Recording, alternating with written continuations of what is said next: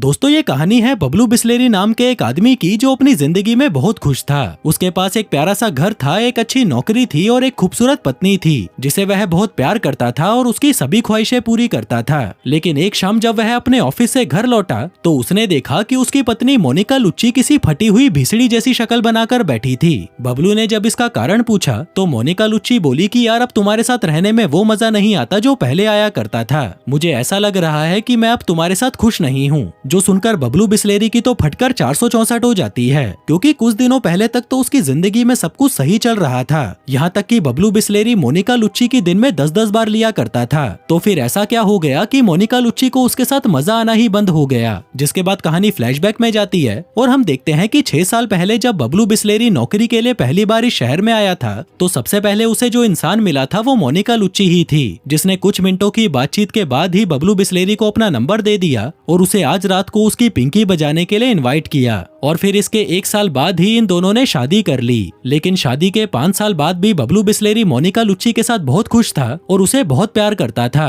यहाँ तक कि मोनिका जिस काम के लिए हाँ करती तो बबलू भी उसके लिए हाँ बोल देता, और फिर बाद में अगर मोनिका उस काम के लिए मना करती तो बबलू भी मना कर देता।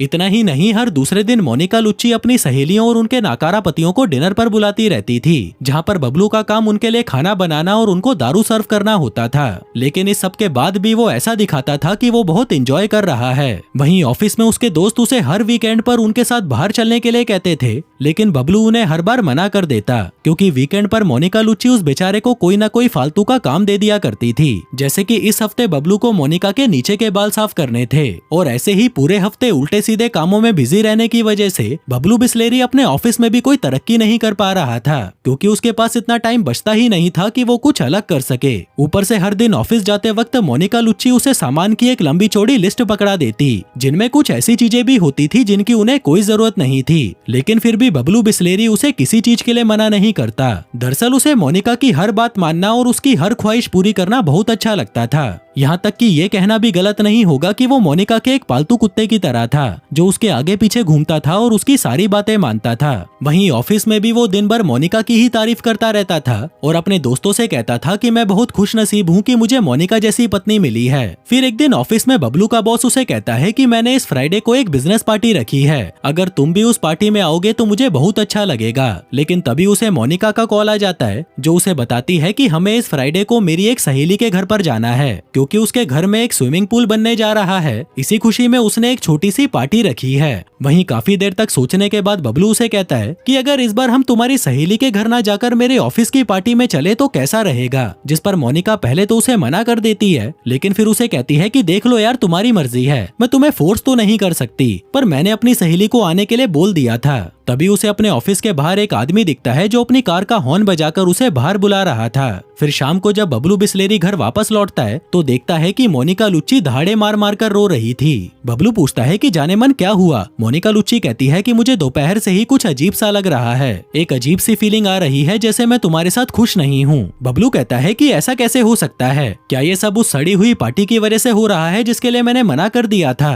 मोनिका कहती है कि मुझे खुद नहीं पता कि मेरे साथ ऐसा क्यों हो रहा है। बबलू कहता है कि यार मेरे साथ तो ऐसा मत करो, कम से कम मुझे बताओ तो सही कि मुझसे क्या गलती हुई है। जिस पर मोनिका सिर्फ यही कहती है कि मुझे भी नहीं पता, शायद मैं कुछ दिन अकेले रहना चाहती हूँ ताकि मैं ये पता लगा सकूं कि हमारे रिश्ते में क्या गलत हो रहा है। अब बबलू बिस्लेरी के पास और कोई रास्ता तो था नहीं, इसलिए वो बेचारा अपना सामान पैक करके एक किराए के अपार्टमेंट में चला जाता है। उसे लग रहा था कि मोनिका अभी गुस्से में है और कल सुबह जब मैं उसकी 2-4 बार पिंकी मारूंगा तो वो अपने आप ठीक हो जाएगी। इसलिए अगली सुबह वो उसके लिए कॉफी लेकर अपने घर पहुंचता है। लेकिन मोनिका लुच्ची को उसका वहां पर आना अच्छा नहीं लगता और वह उसे कहती है कि अगर तुम बार बार यहाँ पर आते रहोगे तो हमारा रिश्ता और भी खराब हो जाएगा। बबलू कहता है कि यार तुम ऐसी बातें क्यों कर रही हो, हम अपनी जिंदगी में इतने खुश थे, फिर तुम्हें अचानक से क्या हो गया। मोनिका लुच्ची कहती है कि तुम्हारे जाने के बाद से मैं अच्छा महसूस कर रही हूँ, बुरा मत मानना लेकिन यही सच है और मुझे सोचने के लिए थोड़ा और वक्त चाहिए। अब बेचारा बबलू बिस्लेरी पूरे 1 महीने तक अपने घर नहीं जाता, लेकिन फिर 1 महीने बाद उसे एहसास होता जाता है कि अब बहुत ज्यादा हो गया है, साला उस घर का मालिक मैं हूँ ना कि मोनिका लुच्ची। लेकिन जैसे ही वो अपने घर वापस जाता है तो देखता है कि वहाँ पर तो साली डिनर पार्टी चल रही थी जैसे कि कुछ हुआ ही ना हो। लेकिन उस पार्टी में इस बार एक नया बंदा गिल्लू गुबरेला भी था जिसे मोनिका लुच्ची पिछले 6 हफ्तों से डेट कर रही थी, और यही वो बंदा था जो उस दिन कार का हॉर्न बजाकर मोनिका को अपने पास बुला रहा था। बबलू का ये देखकर दिमाग घूम जाता है कि उसी के घर में उसी की बीबी किसी और से अपनी पिंकी पिटवा रही है। वहीं मोनिका लुच्ची को इस बात से कोई फर्क ही नहीं पड़ रहा था कि उसके पति को उसके बॉयफ्रेंड के बारे में पता चल चुका है, बल्कि उसके लिए तो ये एकदम नॉर्मल बात थी। लेकिन बबलू के लिए ये बिल्कुल भी नॉर्मल नहीं था। उसने कभी सपने में भी नहीं सोचा था कि मोनिका उसके साथ ऐसा कर सकती है। उसने मोनिका के लिए सब कुछ किया, यहाँ तक कि उसका पालतू कुत्ता भी बन गया, लेकिन मोनिका ने किसी और आदमी के लिए उसकी गिण पर लात मार दी। जो सब देखकर बबलू बहुत ज्यादा गुस्सा हो जाता है और उसे रबड़ी बोलकर वहाँ से चला जाता है। आगे वो एक थेरेपी ग्रुप ज्वाइन कर लेता है क्योंकि मोनिका के बारे में सोच सोचकर उसका दिमाग फटता जा रहा था, जहाँ वो बताता है कि मेरी पत्नी जिसे मैं बहुत प्यार करता था वो साली किसी और के साथ अपनी रातें रंगीन कर रही थी। ऊपर से जिस घर को बनाने में मैंने अपनी पूरी जिंदगी की कमाई लगा दी, अब मैं उस घर में जा भी नहीं सकता। मुझे कुछ समझ नहीं आ रहा कि मैं करूँ तो क्या करूँ। इसके बाद वो एक बार में जाकर दारू पीता है और मोनिका को याद करता है, लेकिन तभी उसके पास कैटी नाम की एक लड़की आती है जो मोनिका की सहेली थी और अक्सर उनके घर पर डिनर के लिए आती थी। वो बताती है कि मैं पिछली बार तुम्हारे घर पर रोते हुए आई थी क्योंकि मेरे पति ने मुझे छोड़ दिया था, लेकिन अब मैं बिल्कुल ठीक हूँ और अपनी जिंदगी में बहुत खुश हूँ। फिर जब उसे पता चलता है कि मोनिका ने बबलू की गिण पर भी लात मार दी है तो वह उसे कहती है कि तुम मोनिका को भूल जाओ और एक नई जिंदगी की शुरुआत करो, एक अच्छी सी पार्टी रखो और दुनिया के सामने अपनी नई जिंदगी का ऐलान कर दो। लेकिन जब बबलू अपने अगले थेरेपी सेशन में इस बात का जिक्र करता है तो सभी लोग उसे ऐसा करने से मना कर देते हैं, कहते हैं कि तुम ऐसा करके सबके सामने अपनी इज्जत गवा दोगे। लेकिन बबलू बिस्लेरी को ये पार्टी वाला आइडिया सही लग रहा था, इसलिए अगले दिन वो केटी से मिलकर कहता है कि तुम मेरे लिए एक पार्टी ऑर्गेनाइज करो क्योंकि तुम पहले एक वेडिंग प्लानर रह चुकी हो, जिसके लिए पहले तो केटी उसे मना कर देती है क्योंकि वो ये काम छोड़ चुकी थी। लेकिन जब बबलू उसे कहता है कि तुम खर्चे की कोई चिंता मत करो तो ये सुनकर वह मान जाती है। कहती है कि ये पार्टी बहुत बड़ी होनी चाहिए, बिल्कुल किसी शादी की तरह, नहीं तो ब्रेकअप पार्टी में कोई कुत्ता भी नहीं आएगा। मेरी फीस मिलाकर कम से कम $50,000 का खर्चा आएगा।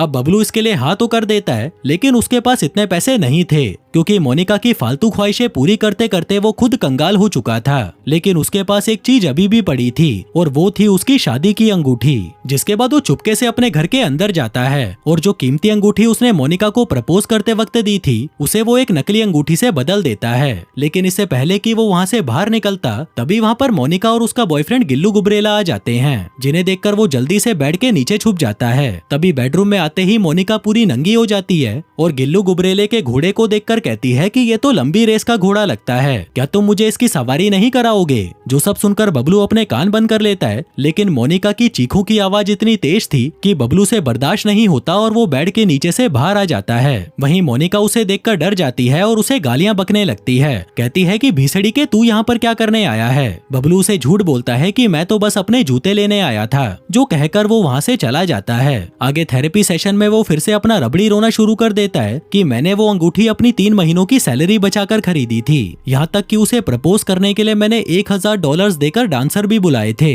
लेकिन आज वो कुतिया मुझे छोड़कर उस गिल्लू गुबरेले के घोड़े की सवारी कर रही है। उसे कोई परवाह ही नहीं है कि मेरे दिल पर क्या गुजर रही होगी। जिसके बाद वो उस अंगूठी को बेचकर सारा पैसा केटी को दे देता है। वहीं केटी भी उसे पार्टी के लिए अलग अलग तरह की थीम्स और लोकेशन सजेस्ट करती है, लेकिन बबलू को उसका कोई भी आइडिया कुछ खास पसंद नहीं आता। उधर दूसरी तरफ मोनिका लुच्ची भी एक पार्टी की तैयारी कर रही थी, जहाँ वो सबके सामने अपनी नई रिलेशनशिप का ऐलान करेगी, जिस पार्टी के लिए वो भी गिल्लू गुबरेले के साथ शॉपिंग करने निकलती है। लेकिन बबलू की तरह गिल्लू गुबरेले को मोनिका की बातों में कुछ खास इंटरेस्ट नहीं था। यहाँ तक कि जब मोनिका उससे पूछती है कि ये केक कैसा लग रहा है तो गिल्लू कहता है कि इसमें बताने जैसा क्या है, मुझे तो ये केक जैसा ही लग रहा है। जिस बात पर मोनिका चिढ़ जाती है लेकिन उसे कुछ नहीं कहती। दूसरी तरफ कैटी बबलू से पूछती है कि पार्टी में किन किन मेहमानों को बुलाना है, क्योंकि बबलू के तो कोई दोस्त थे ही नहीं, उसके सारे दोस्त तो मोनिका के थे। केटी कहती है कि सबसे पहले तुम अपने कुछ नए दोस्त बनाओ ताकि पार्टी में तुम्हारे अलावा कोई और तो दिखे।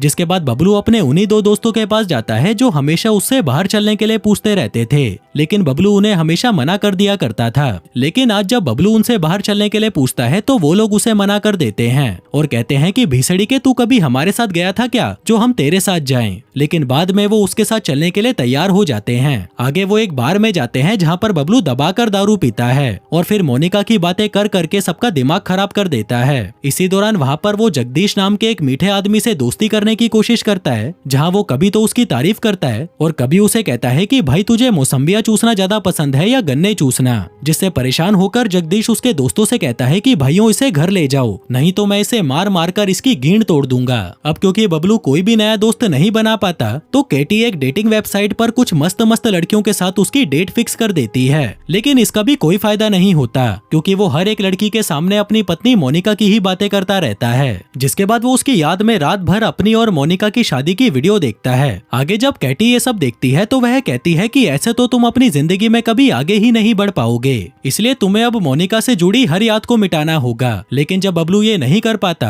तब केटी अपने पर्स में से अपने पति की एक फोटो निकालती है और कहती है कि शायद मैं उतनी भी मजबूत नहीं हूँ जितनी दिखाती हूँ। मैंने ये फोटो बचा कर रखा था लेकिन आज मैं भी इसे जला रही हूँ। वहीं बबलू ये देखकर मोनिका से जुड़ी अपनी सारी चीजों को जला देता है, जिसके बाद वो लंबी लंबी सांसें लेता है जैसे कि वो कई सालों से घुट घुट कर जी रहा था और फाइनली आज उसे आजादी मिली है। आगे वो अपने खाली समय में वो सब कुछ करता है जिसके लिए पहले उसके पास टाइम नहीं होता था। बबलू अब बदलने लगा था जिसकी वजह से उसके कई दोस्त भी बन जाते हैं, जिनमें जगदीश नाम का वो मीठा भी था जो उस दिन बार में उसकी गींड तोड़ने वाला था। जिसके बाद सभी दोस्त मिलकर क्लब जाते हैं और खूब एंजॉय करते हैं। इसी दौरान बबलू उन्हें अपनी डिवोर्स पार्टी के बारे में बता देता है, जो सुनकर सभी बहुत एक्साइटेड हो जाते हैं। वहीं दूसरी तरफ मोनिका का बॉयफ्रेंड उसके काबू में नहीं रहता और ना ही उसकी हाँ में हाँ मिलाता है। वो बस रात को उसके गहरे खड्डे की खुदाई करता है, वरना पूरे टाइम तो वो बस अपने फोन में ही लगा रहता है। ऐसे ही एक रात शादी में जाने से पहले मोनिका जब उससे अपनी ड्रेस के बारे में पूछती है तो गिल्लू गुबरेला कहता है कि अगर तुम इसे उतार कर पूछोगी तो मैं अच्छे से बता पाऊंगा। उधर पार्टी में सिर्फ कुछ ही दिन बचे थे, इसलिए बबलू कैटी के साथ मिलकर बहुत सारी शॉपिंगें करता है, जहां पहली बार वो अपनी पसंद की कोई चीज खरीद रहा था। नहीं तो हमेशा उसे मोनिका की ही पसंद की चीजें लेनी पड़ती थी। इतना ही नहीं, बबलू अब जॉगिंग करने लगा था और अपने शरीर पर भी ध्यान दे रहा था। ऐसे ही एक दिन वो अपने दोस्त जगदीश मीठे से एक हेयर स्टाइलिस्ट के बारे में पूछता है, क्योंकि इससे पहले तक तो उसे मोनिका के पसंद का ही हेयर स्टाइल रखना पड़ता था। वहीं जगदीश मीठा उसे जिस आदमी के पास भेजता है वो बबलू का पूरा लुक ही बदल देता है, जहां उसका ये नया लुक देखकर केटी भी गीली हो जाती है और कहती है कि यार तुम तो एकदम मस्त लग रहे हो। जिसके बाद वो दोनों डिनर करते हैं और आपस में खूब सारी बातें करते हैं। आगे वो दोनों डांस करने लगते हैं, जिस दौरान वो दोनों एक दूसरे के करीब आ जाते हैं और एक दूसरे को चूसने लगते हैं। फिर अगले दिन ऑफिस में बबलू अपने बॉस को एक कॉन्सर्ट हॉल का डिजाइन दिखाता है, जिसे वह पिछले कुछ दिनों से बनाने की कोशिश कर रहा था, जिसको देखकर उसका बॉस भी हैरान हो जाता है, क्योंकि उसने कभी सोचा भी नहीं था कि बबलू इस तरह की कोई चीज भी बना सकता है। अगले दिन हम देखते हैं कि मोनिका लुच्ची अपने दोस्तों के साथ एक छोटी सी पार्टी कर रही होती है, लेकिन यहाँ वो अपने बॉयफ्रेंड की उल जलूल हरकतों से परेशान थी, क्योंकि वो मोनिका की बात सुनने की बजाय अपने फोन में ही घुसा रहता था। इसी दौरान बबलू वहाँ पर आ जाता है, जो कि बहुत हैंडसम लग रहा था, जिसे देखते ही मोनिका उससे पूछती है कि तुम यहाँ पर क्या कर रहे हो। बबलू कहता है कि मैं अपने डिवोर्स पार्टी के लिए सबको इनवाइट करने आया हूँ, जिसके साथ ही वो उसे भी पार्टी के लिए इनवाइट करता है, जो देखकर मोनिका अपनी शक्ल फटी हुई भीसड़ी जैसी कर लेती है। फिर वहाँ से आने के बाद वो केटी को एक लेटर देता है, जिस पर लिखा था कि क्या वो उसके साथ डेट पर चलना चाहेगी, जो देखकर केटी पहले तो हंसने लगती है और फिर उसे कहती है कि मैं वापस वो गलती नहीं करना चाहती जहाँ बाद में तुम मुझसे आकर कहो कि तुम मेरे साथ खुश नहीं हो। जिस बात पर बबलू भी उसे कोई जवाब नहीं देता, क्योंकि कुछ दिनों पहले उसके साथ भी यही सब कुछ हुआ था। जिसके बाद वो उस लेटर को फाड़कर फेंक देता है। फिर अगले दिन जब वो नहाकर बाहर आता है तो अपने बेड पर मोनिका को बैठा देख वो एकदम से हैरान हो जाता है, लेकिन फिर वो उसी की तरह ही उसे जवाब देते हुए कहता है कि तुम्हें यहाँ से चले जाना चाहिए, क्योंकि तुम्हारे जाने के बाद से मैं बहुत अच्छा महसूस करने लगा हूँ। जिस पर मोनिका लुच्ची कहती है कि मैं यहाँ पर तुमसे अपनी पिंकी पिटवाने नहीं आई हूँ, दरअसल मुझे तुमसे कुछ जरूरी बात करनी है, तो क्या हम दोनों डिनर पर चल सकते हैं। जिस पर बबलू भी उसे हाँ कर देता है। आगे डिनर पर मोनिका बबलू से कहती है कि जितना हम दोनों एक दूसरे को समझते हैं उतना कोई नहीं समझ सकता।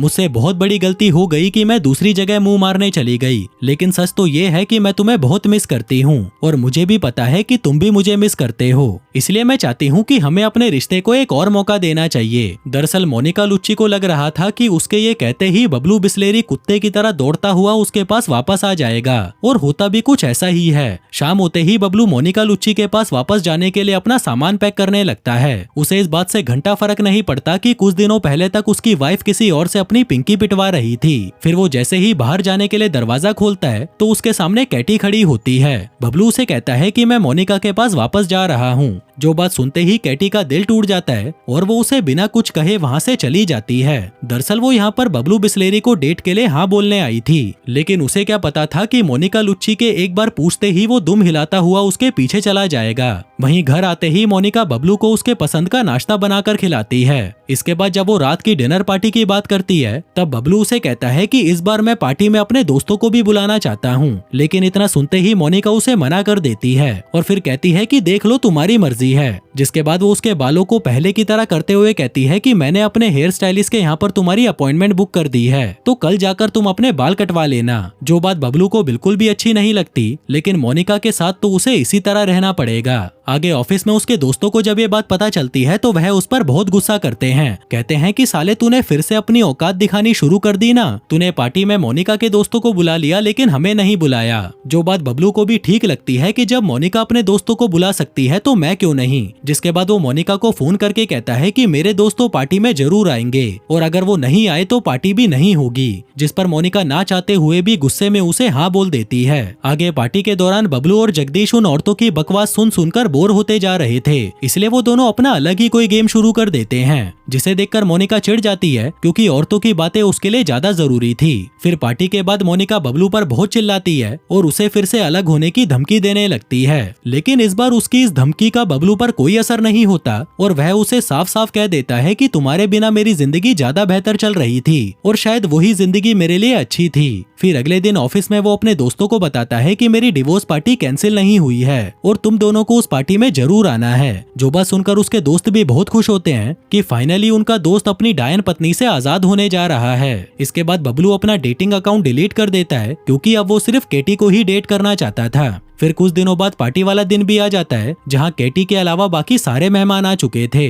जो देखकर बबलू मायूस हो जाता है और केटी को कॉल करने लगता है, लेकिन तभी वो देखता है कि सामने से एक सुंदर सी ड्रेस पहनकर केटी वहां पर आ रही है। बबलू उसे देखकर बहुत खुश होता है और उसका हाथ पकड़कर उसे अंदर पार्टी में ले जाता है। और दोस्तों, इसी हैप्पी एंडिंग के साथ ये कहानी यहीं खत्म हो जाती है। धन्यवाद।